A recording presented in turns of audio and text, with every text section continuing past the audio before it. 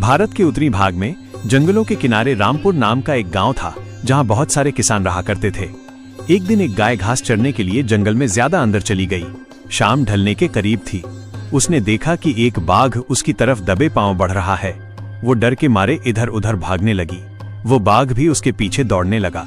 दौड़ते हुए गाय को सामने एक तालाब दिखाई दिया। घबराई हुई गाय उस तालाब के अंदर घुस गई। वो बाघ भी उसका पीछा करते हुए तालाब के अंदर घुस गया। तब उन्होंने देखा कि वो तालाब बहुत गहरा नहीं था, उसमें पानी कम था और वो कीचड़ से भरा हुआ था। उन दोनों के बीच की दूरी काफी कम हुई थी, लेकिन अब वो कुछ नहीं कर पा रहे थे।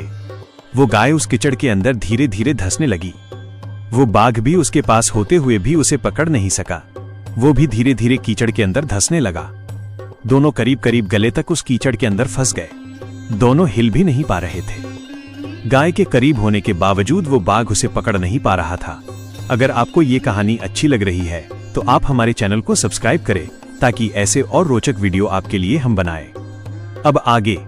थोड़ी देर बाद गाय ने उस बाघ से पूछा, क्या तुम्हारा कोई गुरु या मालिक है? बाघ ने गुर्राते हुए कहा, मैं तो जंगल का राजा हूं, मेरा कोई मालिक नहीं, मैं खुद ही जंगल का मालिक हूं। गाय ने कहा, लेकिन तुम्हारे उस शक्ति का यहां पर क्या उपयोग है? उस बाघ ने कहा, तुम भी तो फंस गई हो और मरने के करीब हो, तुम्हारी भी तो हालत मेरे जैसी है।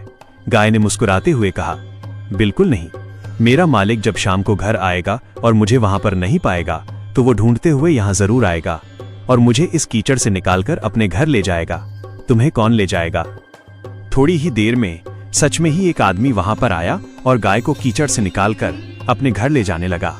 जाते समय गाय और उसका मालिक दोनों एक दूसरे की तरफ कृतज्ञतापूर्वक देख रहे थे। वे चाहते हुए भी उस बाघ को कीचड़ से नहीं निकाल सकते थे, क्योंकि उनकी जान के लिए वो खतरा था और बाघ उसी तालाब में डूब गया। इस कहानी में गाय समर्पित हृदय का प्रतीक है, बाघ अहंकारी मन है और मालिक भगवान का प्रतीक है। कीचड़ ये संसार है और ये संघर्ष अस्तित्व की लड़ाई है। किसी पर निर्भर नहीं होना अच्छी बात है, लेकिन उसकी अति नहीं होनी चाहिए। आपको किसी मित्र, किसी गुरु, किसी सहयोगी की हमेशा ही जरूरत होती है। ये कहानी अहंकार और समर्पण के बीच के अंतर को बहुत ही सुंदर तरीके से समझाती है। यह कहानी हमें सिखाती है कि जीवन की कठिन परिस्थितियों में केवल शक्ति काम नहीं आती, बल्कि सही मार्गदर्शन और सहारा भी अनिवार्य है।